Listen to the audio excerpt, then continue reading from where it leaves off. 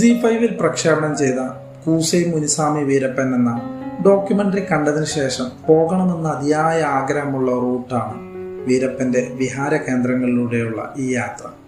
Indian Robin Hood എന്നറിയപ്പെട്ട വീരപ്പന്റെ ജന്മം 1952 ജനുവരി 18 ഗോപിനാഥം എന്ന ഈ കർണാടക ഗ്രാമത്തിലാണ്.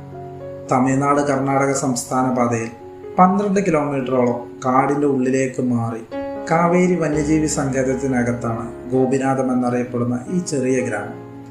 ഇവിടെ നിന്നാണ് വീരപ്പൻ എന്ന ആനവേട്ടക്കാരൻ ഉത്ഭവിക്കുന്നത്.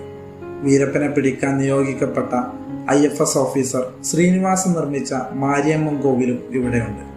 താമസ സൗകര്യം നാമമാത്രമുള്ള ഇവിടെ BSNL മാത്രമാണ് മൊബൈൽ റേഞ്ച് ലഭിക്കുന്നത്. ഗോപിനാഥം എന്ന തൻ്റെ ജന്മസ്ഥലത്തു നിന്നും 40 കിലോമീറ്റർ മാറി മൂലക്കാട് എന്ന പ്രദേശത്തുള്ള ഒരു പൊതു ശ്മശാനത്തിലാണ് വീരപ്പന്റെ ഭൗതിക ശരീരം